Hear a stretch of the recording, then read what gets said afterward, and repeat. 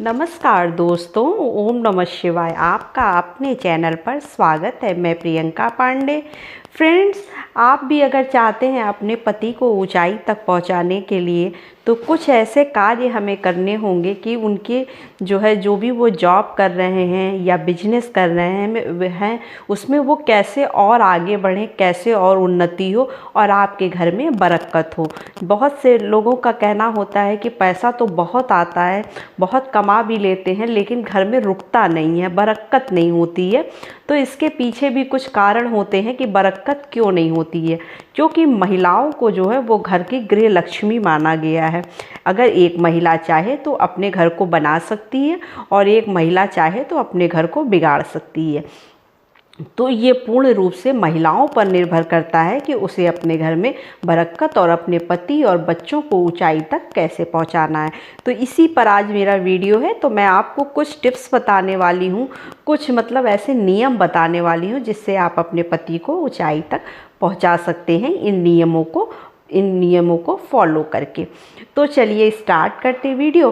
लेकिन अगर अभी तक आपने मेरा चैनल सब्सक्राइब नहीं किया है तो चैनल को सब्सक्राइब कर लें, बेल आइकन को प्रेस कर लें ताकि मेरी नई वीडियो आने पर उसकी नोटिफिकेशन आपको तुरंत से मिल जाए। तो मेरा जो पहला टिप्स है वो ये है कि देखिए, महिलाएं अगर मान लीजिए आपके पति 10,000 रुपये कमाते हैं तो आपको क्या खर्च करना है और क्या बचाना है, इसका आपको पहले से एक बजट बना लेना चाहिए। ये नहीं कि अगर आपकी पति की सैलरी 10,000 रुपये है और आप 10,000 पूरा खर्च कर देते हैं, महीने में कुछ भी नहीं बचता है, महीने के लास्ट तक आपको कर्ज लेना पड़ रहा है, पति परेशान हो रहे हैं, तो इस तरह से घर में बरकत नहीं हो सकती है। तो हमें क्या करना है कि अगर आपके पति की 10,000 सैलरी है या 5,000 सैलरी है या 2,000 है या 50,000 है, तो हमें उसी हिसाब से बैलेंस करके बजट को बना के घर में कितनी चीज़ें, कैसे हमें हर चीज़ को मैनेज करना है, ये एक महिला का काम होता है। पति का काम सिर्फ होता है कमाना और महिला का काम होता है घर को मैनेजमेंट करना, कि घर को कैसे मैनेज करके हमें चलाना है, उसी में हम क्या बचा कर रखेंगे और क्या खर्च करेंगे। तो ये काम ये महिला को करनी होती है। तो ये नहीं कि हम पूरा पैसा जो हमें दिया गया वो सारे खर्च कर दें और सब खत्म करके काम ख़त्म, उसके बाद फिर हम महीने में लास्ट में परेशान हों। तो ऐसा ना करिए, आप अपने घर में कुछ बचा कर ज़रूर रखिए, कुछ सेविंग करिए। सेविंग करना आपके लिए बहुत ज़रूरी है और हर चीज़ को बहुत ही तरीके से, बहुत ही बैलेंस करके चीज़ों को चलना होता है। ये नहीं कि अगर कमी हो गई तो हम घबरा गए और अगर बहुत ज़्यादा हो गया तो उतरा गए।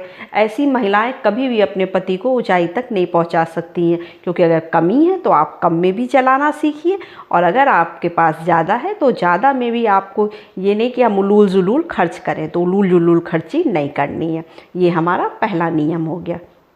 दूसरा नियम क्या होता है कि जब भी आपके पति जॉब पर जाते हैं या अपने बिजनेस पर जाते हैं या बेटा आपका कहीं जॉब कर रहा है, सर्विस कर रहा है, तो आप उसको घर से बिना टीका लगाए, बिना कुछ खाए पिए, जैसे कभी कभी पति होता है, बच्चे होते हैं, बहुत जल्दी में आपको नाश्ता बनाने में लेट हो गया तो पति ऐसे ही चले जाते हैं, बच्चे ऐसे ही चले जाते हैं। तो इस तरह से ना करिए। पति और बच्चों को अच्छे से नाश्ता करा के कभी भी घर से भूखे नहीं निकलना चाहिए, क्योंकि कहते हैं अगर आप घर से भूखे निकल गए तो आपको बाहर भी नहीं मिलेगा। और ऐसा अक्सर हो जाता है कि वो फिर बाहर भी कुछ ऐसी चीज़ें हो जाएंगी कि आपको बाहर भी कुछ खाने को नहीं मिलता।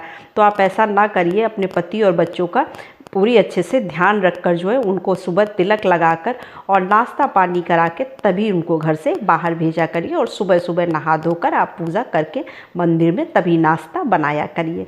तो ये हमारा दूसरा नियम हो गया। तीसरा नियम क्या है कि हमें शाम को अपने घर में दीपक ज़रूर जलाना चाहिए।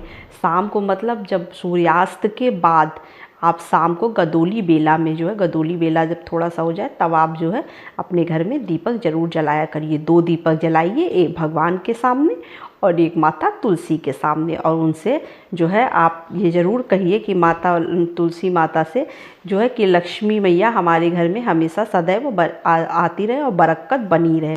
ये कहते हुए आपको दीपक जलाना है। चाहे तो आप घी का दीपक जला सकती हैं, चाहे तो आप तिल के तेल का दीपक भी जला सकती हैं, ये पूरा आपके ऊपर है। और जो आप मंदिर में दीपक जलाते हैं उसे मंदिर में जलाकर आप रख दीजिए भगवान के सामने आरती पूजन करके। तो ये हमारा तीसरा नियम हो गया। लेकिन जो है जो जल आप जैसे जो आचमन करते हैं, वो बहुत से लोग होते हैं जल को ज़मीन पर जो है गिराते हैं। 3 बार आचमन किया और जल को ज़मीन पर गिरा दिया, तो ये गलती आप ना करिए। जल को जो है आचमन करने के बाद क्या करिए, एक और छोटी सी लुटिया आप लोटा और रख लीजिए, उसमें जो है आचमन करके उसी में जल गिरा दीजिए।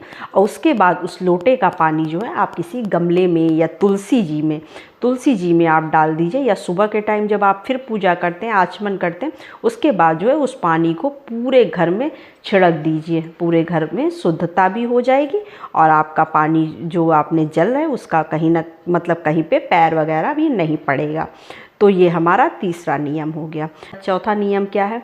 चौथा नियम है कि घर में जैसे पति और बच्चे जो है, हर कोई तो अब घर को नहीं समेट सकता है, ये तो एक महिला का ही काम होता है। तो पति और बच्चे चले गए और सब पूरा बेड वगैरह सब ऐसे फैला है, बिस्तर पे सारे कंबल रजाई फैले हुए हैं, चादर फैले हुए हैं, तो ये बहुत ही गलत तरीका है। हमें क्या करना चाहिए कि बेड को रोज़ जो है आप बेड को साफ़ सुथरा करके रखिए। हमेशा जब भी आप बेड से उठिए, बेड के चद्दर पर सिलवट नहीं होनी चाहिए। बेड के चद्दरों में जैसे सिकुड़न पड़ जाती है जब हम लेट के उठते हैं, तो सिकुड़न नहीं होनी चाहिए। उसको हमेशा बराबर करके अच्छे से तकिया वगैरह लगा के बेड को सेट करके रखना चाहिए। क्योंकि बहुत से लोगों की आदत होती है बेड छोड़ा, उसी तरह से उठ गए, उसके बाद फिर उड़कर उसी में फिर शाम को सो गए। तो ये बहुत ही गलत तरीका होता है, इससे बहुत ही निगेटिविटी आती है। तो हमें अपने घर को हमेशा अच्छे से मेंटेन करके साफ़ सुथरा रखना चाहिए। इससे भी हमारे घर में बरकत होती है और देखने में भी सुंदर लगता है। तो ये हमारा चौथा नियम हो गया।